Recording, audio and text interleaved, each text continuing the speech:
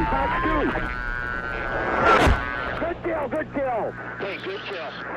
Hey guys, we got a real treat today. We're talking about F-14s with Dave Baranek. And just keep in mind that links to his book, his website, and his YouTube channel are all in the video description and the pinned comment below for easy access. All right, guys, let's go ahead and get started with the interview. Okay, welcome, Dave Baranek, RIO for an F-14. I believe you were a Top Gun instructor. I'm not going to introduce you because I'm going to do a terrible job of it. I'm going to let you do it yourself. The floor is yours, sir. Hey, GrowlingSidewinder, thank you for having me today. You said my last name exactly correct. Dave Baranek, and Bio is my call sign, of course. I was an F-14 RIO. I joined my first fleet squadron in 1981. That was VF-24. In 1984, I went to Top Gun as an instructor, and I was there for 2.5 years. And in 1987, I returned to the fleet in VF-2, an F-14 squadron. And then in 1996, I joined VF-211 as their executive officer and commanding officer. And that was a great honor to have been selected to command an F-14 squadron. And I know those dates sound like they're a long time ago, but sometimes it seems like it was only yesterday. I retired from the Navy in 1999, and once I retired, I started writing a few books. I've written 3 books, and I've tried to give people real insight into what it was like to not only fly the jet as a RIO, but to be in a fighter squadron. Especially in my most recent book, Tomcat RIO, I put even a little bit more emphasis on squadron life and things like that. So thanks for having me today. I'm looking forward to chatting with you and answering the questions. It's my pleasure. We're happy to have you. By the way, when you joined, I didn't even exist. So it's a long time ago. I hear that a lot, and I don't really need to hear that. Yeah. So. Yeah, I didn't think you'd like that, but I had to say it. Now, as you know, when you first emailed me and we were like, "Hey, would you like to come on for an interview?" and you said yes, I pitched it to the community. I was like, "What kind of questions would you guys like to ask somebody who was a Tomcat RIO, and especially a proficient one like yourself?" And literally hundreds of questions poured in. And now we are going to just go over a few that I picked out that I thought, would be good and allow you to elaborate on some stuff. So I got a handful of questions here, and if you're ready, we can dive right in. I'm ready.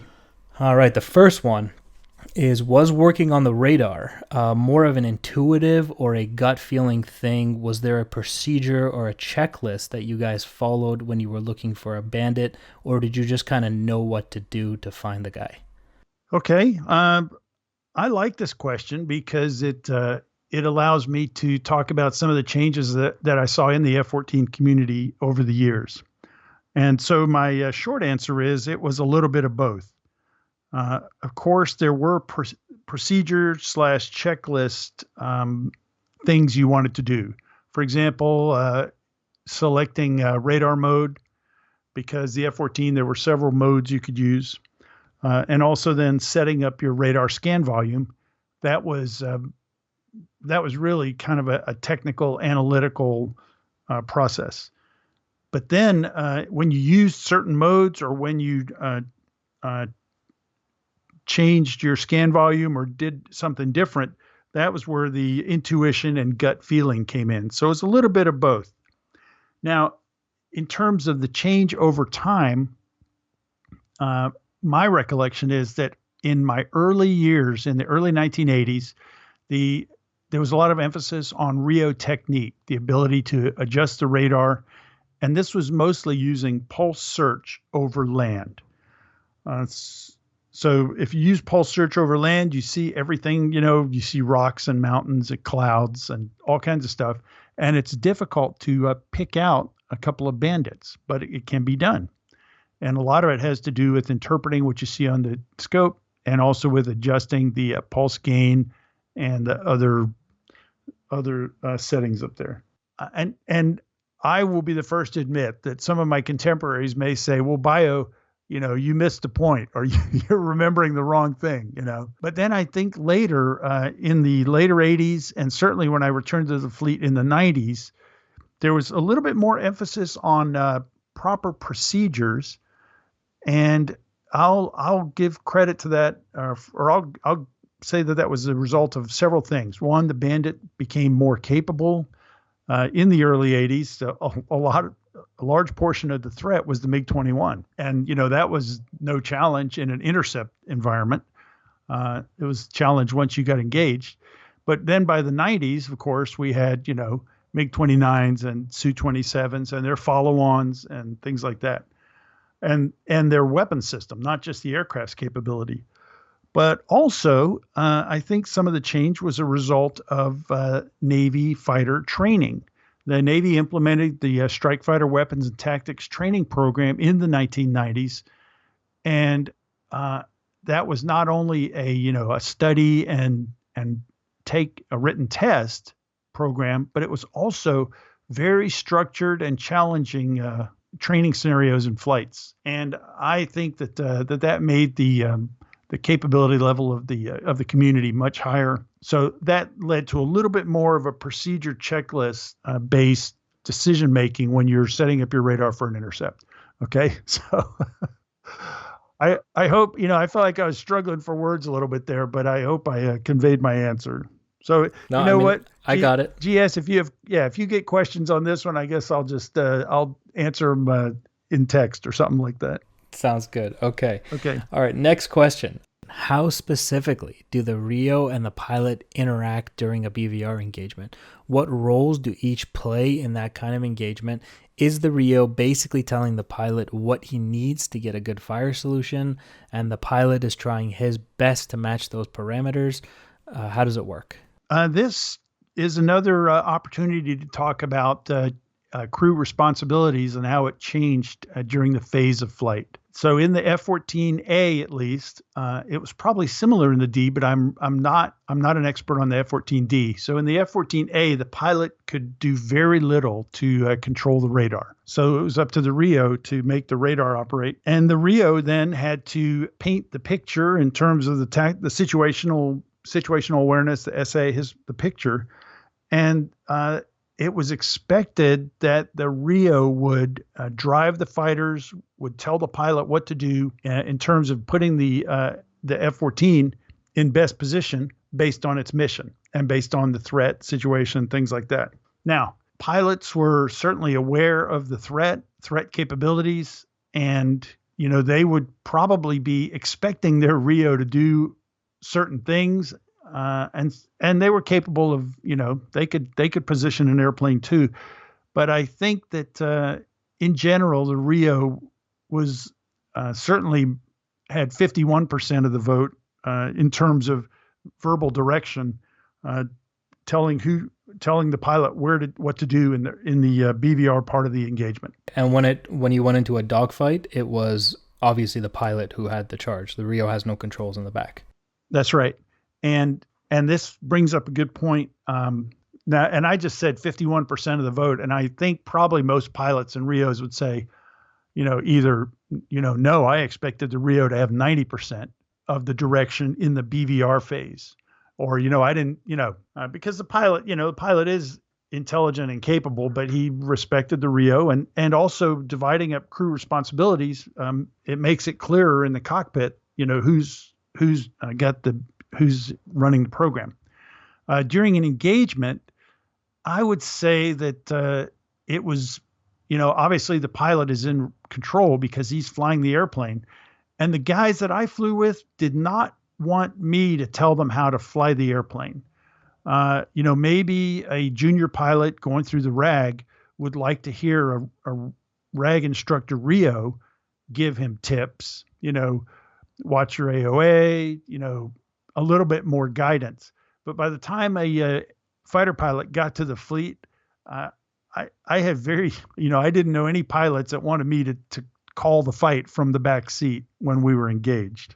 Right. And what about in terms of increasing the probability of kill of the missile? Like, say the RIO I don't know, he's got a target far away, he wants a little bit more altitude to fire that missile. Is that information he would communicate, like, hey, can you give us a few thousand more feet, that kind of thing? Yes. I think the RIO would be the lead for saying something like that, and that is a good example. But also, I think if the pilot, is sitting there kind of expecting it, he might go, "Hey, I'm going to climb for more range," or something like that. The pilot would probably tell the RIO what he's doing. In my experience, I remember, being able to handle the tactical situation at the start of an intercept when everything's happening. It occupies most of your brain. And so if you have, a friendly voice helping you, like your pilot saying, "I'm doing this," and it's like, okay, good, Right. Right. All right. Third question. Was there ever a situation where you felt genuinely nervous or unsure of the outcome, whether that's a training situation or a combat environment or anything in the F-14? Was there ever a time where you were genuinely nervous? Okay. I'll give you a candid answer. And the first thing is that, back when I was flying, I flew an average of, I think, every other day through most of my career. And that was an average, because some days I flew 3 times, and then other times I'd go a week without flying. But I think I generally flew about 15 times a month. And when you man up the airplane, you do not man up the airplane thinking, "I hope I don't get killed today." You've got confidence in your ability and your pilot's ability, and you're looking forward to it. You man it up with confidence. This is your mission. This is what you do. So that's the baseline feeling going in. And I loved flying. But, then once you get in the air, every once in a while, something will happen and you'll go, "Well, this isn't normal," and stuff. And so in my case, for example, I can think of a few different situations. One was in my second deployment when Petro, that was my pilot's call sign, Petro. Petro and I lost an engine on the cat shot as soon as the catapult fired, and we were out in the middle of, I think, the Western Pacific. And so as we're going down the catapult, Petro takes a last glance at the engine instruments, and he sees, I think, the left engine rolling down below 40%, headed to 0. So he knows he's lost the left engine. So he steps on the right rudder and is prepared to follow procedures as soon as the plane comes off the cat. And I felt, this kind of weird cat shot, and I was on the ICS. I go, "Petro, what are you doing?" And he goes, "We lost the left engine. I got it." and so I go like, "Oh, okay, that's good. At first I was a little bit like, that's a weird clearing turn. And because the RIO just doesn't have any cues in the back seat. Wow. Okay. So the thing about that, so we get through the immediate danger area. We climb away. He's got the thing under control. Then we go into trying to recover. And shortly, as we're flying around, we're climbing up at altitude. We're trying to manage our fuel so we can come back and land. Well, we found out we had a fuel transfer problem. And so now we are starting to burn all the fuel on one side of the airplane, and then the other side is still full. So the F-14's fuel system was basically split left and right, although there was also front and back and all these other things. And so by the end of the flight, after we've been troubleshooting this thing for more than an hour, we've had our wingman has tried to help us. We had a squadron representative get on the radio from the carrier, and nothing is working. Mm-hmm. And the problem is that we cannot get down to the landing weight to make the landing weight on the carrier, because there's a weight limit. And all these things, hopefully people recognize them. And so I start to get, nervous, because I'm going, well, shoot, we're going to run out of fuel on the good engine. And so in the end, I'm getting a little bit nervous in that situation. And in the end, we got down to very close to landing weight. And in my mind, I said, there's got to be a margin for error there. So I told the ship that, okay, we're good. And we came in and we landed. Petro flew a beautiful approach and everything turned out okay. But I do remember the end of that, towards the end of that flight when all these situations are developing, and if you can think of a bunch of bar graphs or lines on a graph, and you watch the trends and you go, well, shoot, everything's going to intersect, shortly before we need it to intersect. But in the end, we were able to get it on deck, and it was good. Okay, so let me counteract that with another emergence or another situation. All right. When I was a Top Gun instructor, I was qualified to fly with new pilots who were learning the F5, and this was in the F5F, and the adversary squadrons were flying the F5 at this time. And so I took a pilot out for, I think it was his second flight, and we were trying rudder reversals. And I had learned how to do a rudder reversal. I could actually fly it from the back seat. I was capable of doing that, and I knew the numbers. But I was talking to this pilot, and he was familiar with them, but we got into an inverted spin. And I remember, first thing I remember is like, God, this is really cool. Well, the first thing is that in the F5, you didn't worry about the engines at all. So as soon as we got into the inverted spin, we went through the inverted spin procedures, flaps up. I looked out, I visually checked the maneuvering flaps were coming up, but I'm going through these procedures, and I just remember feeling very calm about doing this. And then after we did the procedures, the plane came out of the inverted spin, and the pilot and I talked about it, and we did that. He goes, let's try it again.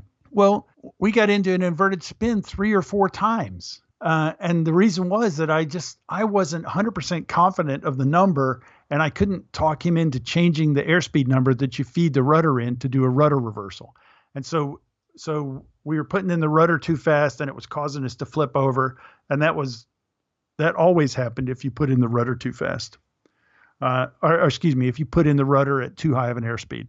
But the bottom line is, I was in an out of control situation, but we followed the emergency procedures. The plane came out, back into flying capability, and we did it again. Yeah, that's a testament to why training is so important. Yeah, yep.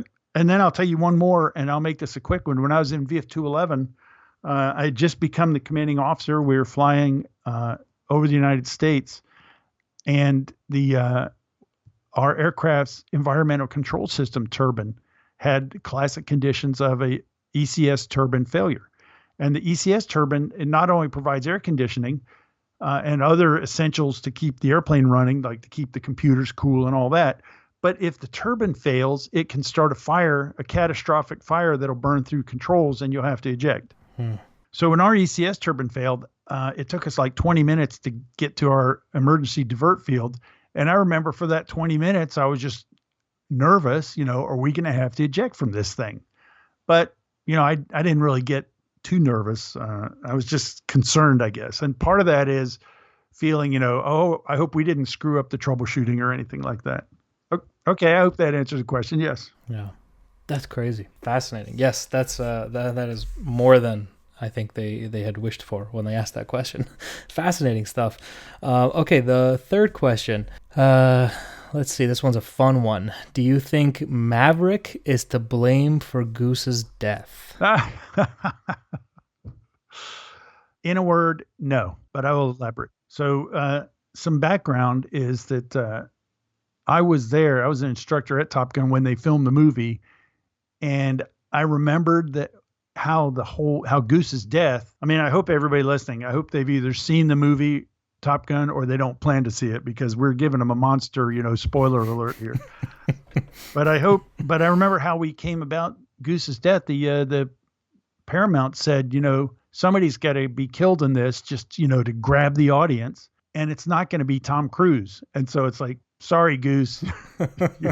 So we on the staff talked about, mishaps and what could cause a mishap that would cause the RIO to die, things like that. And so there is a little bit of there is basis in reality on this. A similar incident happened during F-14 spin training during the actual test program, and the RIO hit the canopy on his ejection. He survived, but he was injured, and we said, he could have hit his head. So in the movie, that's why there was this mishap. But then the fact that it happened in this case, I don't think it's Maverick's fault because he didn't do anything that was, he didn't make any egregious mistakes, errors of omission or errors of commission. And in the movie they pump it up. He's got this personality conflict and with everybody he meets.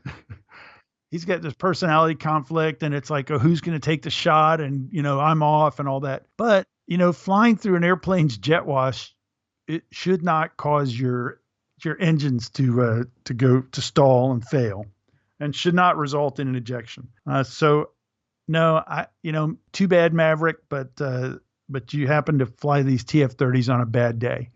In my case, in my career, I flew through jet wash a few times. You try not to do it because it's like going over a speed bump really fast. But, we did not lose the airplane. So, this was something that was amped up to make the movie more dramatic. Right. But at the end of the day, it's not Maverick's fault then. No, it's like bad stuff happens. Right. Sometimes. Right. All right. So next question here. Iran being the only other country to operate the F-14, were you at all surprised by the Tomcat's performance during the Iran-Iraq War? For anybody who doesn't know, that's 1980 to 1988. One of the extended periods where the F-14 saw some real combat, going up against all sorts of Soviet aircraft, right up to the MiG-25, and against various French aircraft, including the Mirage F1. Did you find this performance to be on par with what you would expect from a Tomcat, that it was so superior during that conflict and during that time period? Or no, you expected to see those results? Okay. I will preface this by saying that, I'm going to be careful because of the political differences between Iran and the United States and some other countries. And also the sources of information. Some people have, cast doubt on some of the reports. So let's get that out of the way. But now I'll tell you about my real feelings, and that is I've met at one or a few of former Iranian F-14 pilots, and they're capable pilots. I think the F-14 is a capable airplane. When the F-14 was new, it was the state of the art. It was really a sensational airplane. It was ahead of many other airplanes. And so a few years later, when the F-14 flown by Iranians was fighting the Iraqi Air Force, I'm not that surprised that they did well. It says a lot about Iranian training, so it was good. And I think a lot of their tactics were aggressive and intelligent. And no, I'm not that surprised.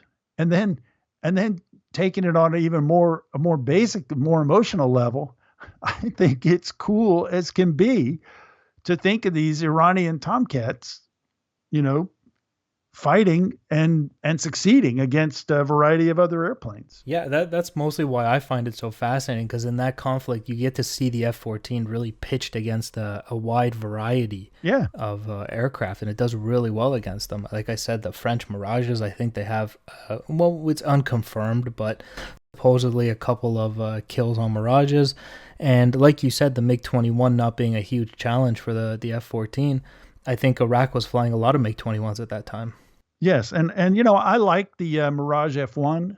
I think it's a cool looking airplane. I respect what the French are producing now. Mm-hmm. But I would have to look at when did the F1 come out?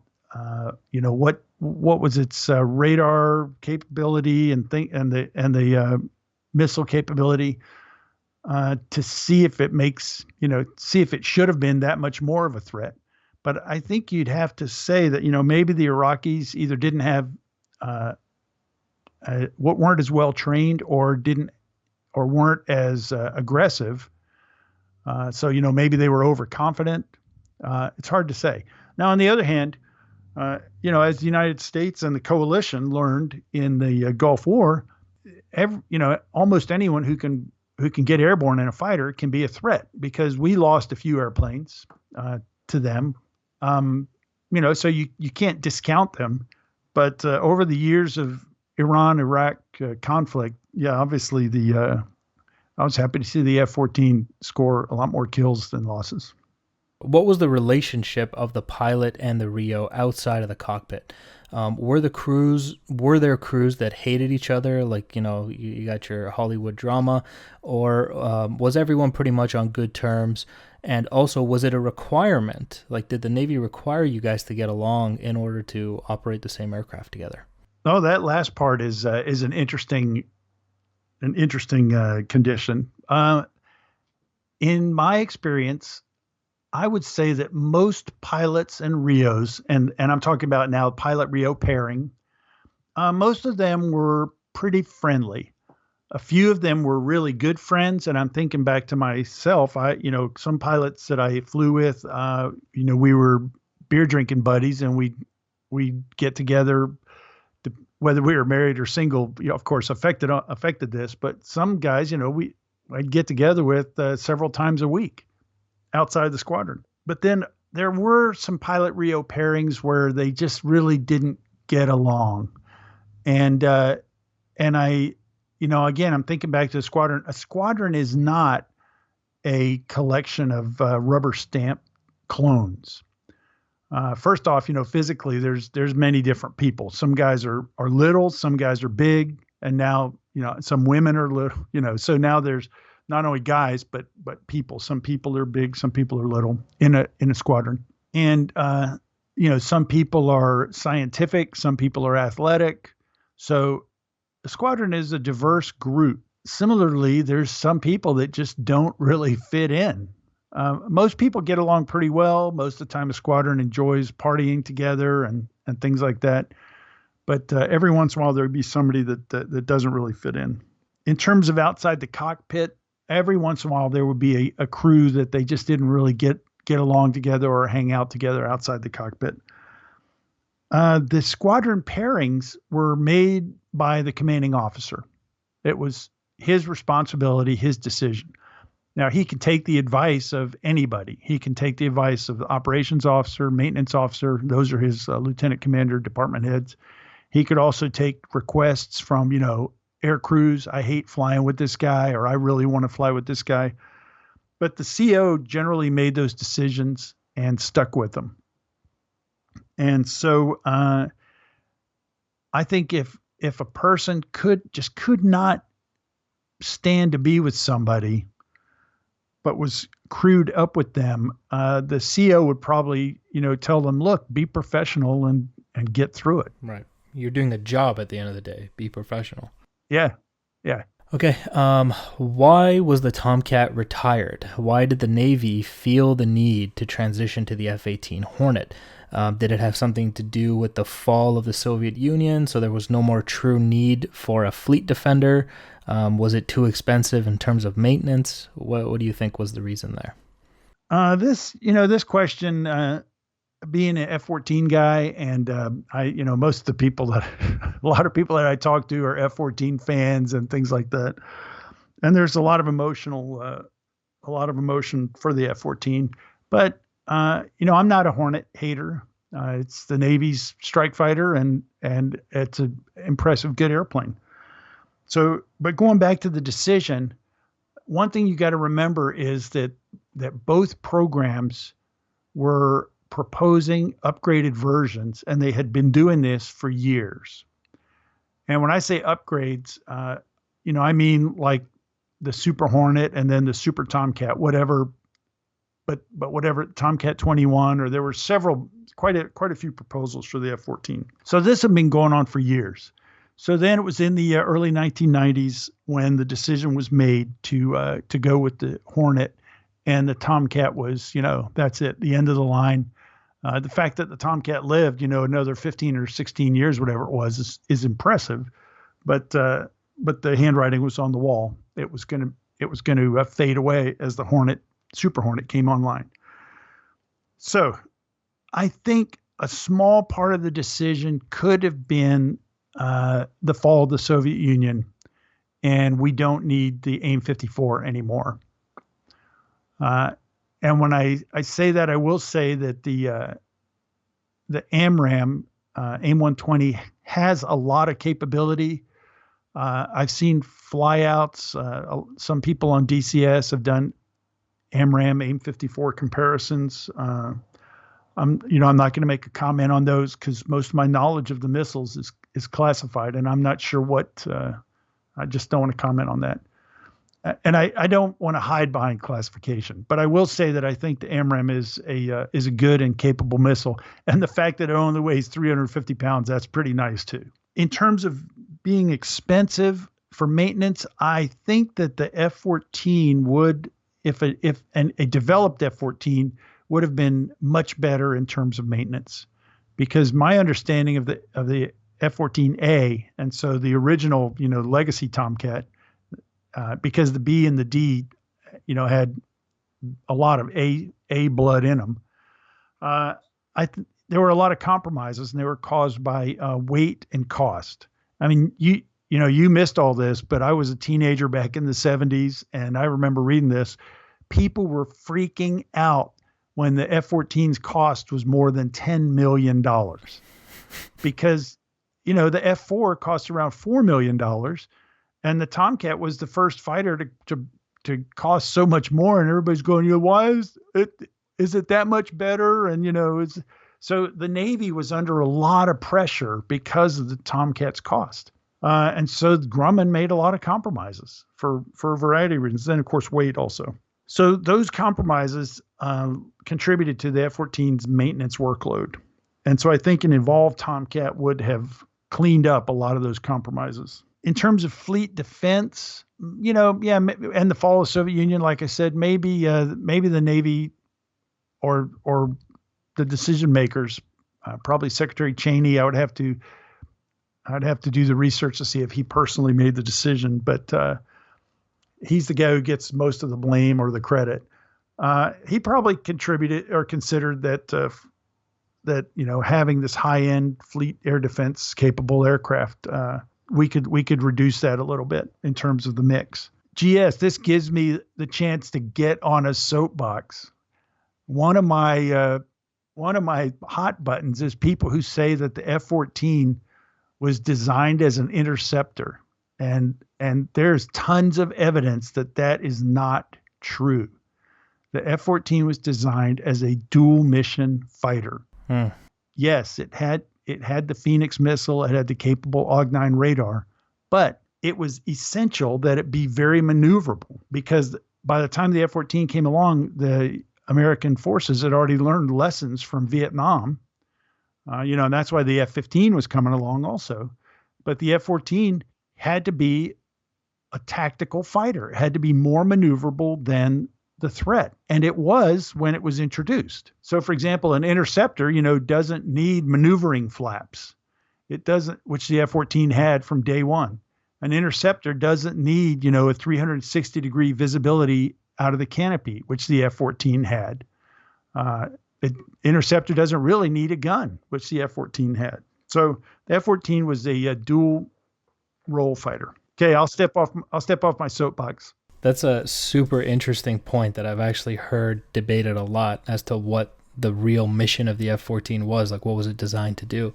That's super interesting, and I think people are often surprised by how maneuverable the F-14 was for its size. Like, you look at that thing and you're like, it's huge. How does it turn? And how does it, how can it possibly turn? Yeah. And then you see, pictures and dogfighting footage and stuff, and you're just like, oh my God, that thing can really, really fly. Like, there's the one footage where I believe it's a HUD tape of an F-14 with a gun cross on the cockpit of an F-15. Yeah, that is a famous situation that Hoser Satrapa did during Ace Val, Lame Val. But he's not the only guy to gun an F-15. That's just, believe me. Yeah, no, it's just amazing to see that the F-14 was capable of that. Yeah. And I think if they, in the 70s, if they really wanted to prove how the F-14 was so much better than the F-4, I think they could have just put those two into a dogfight. And they did. Oh, did they? That's where I was going. When you started talking about this, that's what I was going to tell you. There was a famous ad. I mean, famous to me because when I was, like I said, when I was a teenager, I liked airplanes. And so I used to read Aviation Week at the public library anytime I went. And Grumman had a one-page ad that showed an F-14 saddled up behind an F-4. I mean, it was in, guns position on an F-4. It's a beautiful photo. And the headline was, "When dogfighters are compared, Tomcat comes out behind all the rest." Okay. so then the copy was, just to be sure, behind is where you want to be in a dogfight because, guns and AIM-9. But then it said that it said that the Navy pitted an F-14 against an F-4J with slats, which was, the best maneuvering airplane it had until the F-14 came along, and the F-14 beat it in all kinds of setups. So, yeah. So that was an ad campaign. Good idea. Yeah, that's a great way to prove a point. So the next question, how often in real life did you see a Tomcat with 6 AIM-54 strapped on? We see this a lot in DCS. A lot of people do it, and a lot of people, argue that it's not realistic. Surely having 6 AIM-54s on a Tomcat was a photo opportunity. Is that correct? That is correct. In my career, I never saw a 6 Phoenix on an F-14 in my entire career. I think the most I ever, of all the jets that I manned up, I think we had 3 on a jet one time. I kind of remember that. And that was just to test the weapon stations or do a missile loading exercises or something like that. I remember starting up the jet, running through the onboard checks and things like that. And the reasons included, one is weight. If you're operating from shore, it's not a problem. But if you're operating from the carrier and you've got 6 missiles plus the rails, it's going to really, cut down your fuel when you come back to land. As I mentioned earlier, there is a limit. It's called max trap, MAXTRAP, and that's mostly based on the arresting gear capability. The other thing is, and I need to do some research and write a little article about this, but I recall back in my early junior officer days, they said we did not like to carry the Phoenix on the wing stations, 1B and 8B. And I don't remember if it was a hardware problem with the stations or plumbing for the missiles or what, but there were limitations. And then when I returned to the fleet in the 90s, we always carried Phoenix or frequently carried Phoenix on 1B. And I talked to some guys about it and they said, oh yeah, the Navy squadron just said, okay, we need to make those stations fully functional. So they had to do some things to make them functional like they were supposed to be, but they put the effort in and the stations were functional. I mean, so, okay, once again, other Tomcat pilots or RIOs who might happen to hear this would go, "Bio, you got it wrong." And I'll accept that, but that's my recollection. I need to do some more research. On the other hand, in the 90s, when I was carrying Phoenix on 1B very many times, we had excellent reliability because you do a complete, onboard check every time you man up and start up. And it was a very reliable missile. All right, one last question for you, and then we're going to let you go. We've had you for quite a long time now. This is a comment that I see a lot in videos regarding the F-14. People will say, hey, they used to sweep the wings back in order to trick an opponent into thinking that the F-14 was in a higher energy state and, use that against them in the fight. Was this true? And if true, how often was it used? How often did you see it? That was rare. It was really rare. Yes, I've read the stories and I've heard them. And in fact, when I was, when I was at Top Gun or shortly after, I think it was right after I left, there was a story about a Hornet pilot who was bad-mouthing Tomcats. And so in the final 1v1, which was a big scenario, they put each fighter in a scenario and they make a big deal. It's near the end of the Top Gun class, and they say, okay, you're going to go to this latitude and longitude, and your bandit will approach you. You don't know what it's going to be. Engage the airplane that you approach. So it's a big mystery, and it's kind of fun, really, near the end of the Top Gun class. And so this Hornet pilot was assigned, or they arranged to bring a former Top Gun instructor back in an F-14D.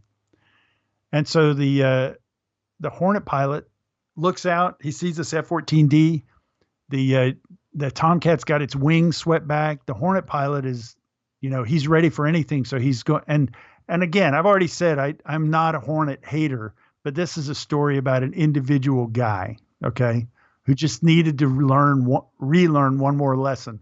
And the lesson was, so he hits the merge at 400 knots, pulls it up into the vertical, and he's ready to go into a vertical separation and then reattack the Tomcat. Well, the Tomcat was only going 300. And as soon as the Hornet pulled up into the vertical, the Tomcat hit wings to auto. So the wings came out straight out. He selected full afterburner, pulled up, and the Hornet was, 1 mile ahead of him. Way out in front of him. Shot him with Fox 2. Okay, that's it. Fight's over. Okay, so yes, I know it's funny, but that took, a lot of setup and a lot of planning. And most of the time when we were in a fight, we needed all of our automatic stuff to work.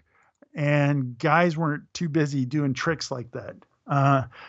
In fact, if a Tomcat's got his wings back at a low airspeed, his angle of attack is going to be pretty high. And believe it or not, when you're, dogfighting regularly, a lot of times you can see that. It's very subtle, but you can detect it. Now I've heard, F-15 guys say, oh, the F-14's got a big airspeed indicator called the wings. Okay, whatever. So you can tell the guy's airspeed. Many times, if you're good, you can estimate an opponent's airspeed by the way his airplane is flying. And that was something that Top Gun tried to teach guys also. So it makes a good story. It's a fun air show trick, to move the wings manually. But most of the pilots I flew with left them in auto. Right. And mostly, I'm sure that it was kind of a one-trick kind of thing. Like, if you fell for that once, you were never going to fall for that again, especially when you knew the F-14 was capable of it. I'm sure if you tried it, a lot of guys wouldn't have fallen for it in the first place. Well, that would be funny to do it the second time, because the opponent would be going, he's not going to do that again. And then like, I got you again. Another trick, and this is a real pilot thing, so I don't talk about it very much, but there's a lot of talk from pilots, who lowered the flaps during engagements. And that was a varsity move, because there was a risk of damaging the flaps or whatever. But if you did it, it made the airplane, King Kong, although you were airspeed limited by NATOPS and things like that. Right. So the F-14 had a lot of tricks. Right. The flaps thing is actually something I do in some DCS videos, but I do turn into an absolute monster in the raid fight, and I kill just about everything. But when the fight's over and I got to fly back, those are definitely jammed, and they're not going back up. And yeah, you're limited, you're slow, you're a sitting duck. Yeah. Does your CO speak to you, or the maintenance officer? If they've said anything, I haven't heard them. Believe me, that's not an option in the fleet. Also, actually talking to another F-14 guy whose name I won't say because I'm sure he doesn't want it out there. Yeah. But he was saying the same stuff you're saying. I was actually asking him. I was like, we got this thing in DCS where you can put the flaps down and the aircraft becomes a monster. Why wouldn't I use it? Did you guys use it in real life? I'm asking him, is there a way that, you were doing it that we're not aware of and it's jamming it? And he said what you said. It was just too risky to use it. So, and some guys did that, and they're on. I think Snort, the famous Snort. His video is he talks about it, and there are other guys on Facebook who, like you, I won't mention. They did it or talked about it. But I was going to, rather than talk about this, I was just going to go into a realm of fantasy. And we talked earlier about the upgraded Tomcat. Wouldn't it have been cool if Grumman had said, if we're making this Super Tomcat 21, let's give it the ability to lower the flaps, up to 350 knots or something, strengthen all the parts or whatever. It's like, okay. That would have been unbelievable. Yep. Oh my God. Oh, well. Yeah. Maybe they did. I don't know. Yeah. It's a shame. Like you said, I'm sure that it was necessary for the F-14 to be retired, but being a 90s kid myself, I hated to see it go. Oh, So, GS, I love to hear you say that, man. Thanks. yeah, I love the F-14, man. I truly do, and I wish it got more love. I know the DCS community really, really does love the F-14. That's why, as soon as I saw you and you said you're interested to do the video, I was willing to jump on it. I knew people would love it. I wanted to thank you for coming out and doing this, taking the time to come out and talk to the community.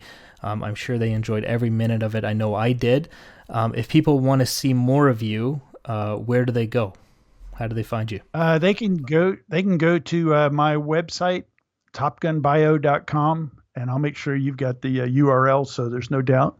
And also I've got a Facebook page that's named after my first book, Top Gun Days, and Tomcat RIO, things like that. So the other thing is, thank you for. So that's a good way for people to see more of my stuff. I post stories and photos on my website and on my Facebook page. So GS, thank you for letting me come on and relive those old days, the great days. Thanks for all you're doing to keep the Tomcat enthusiasm alive. And I hope you will edit this recording to make me sound brilliant, okay? You already sound brilliant. I got to do very little work to do that. It was nice, absolutely my pleasure to have you on. For everybody listening, all of the links to the Facebook, the YouTube page, the book, all of that stuff will be in the video description and the pinned comments, so you can easily find it there. Okay, big thank you to Bio for doing this interview. It was an absolute pleasure, and maybe we'll catch you some other time. Thank you, man. Tomcats forever.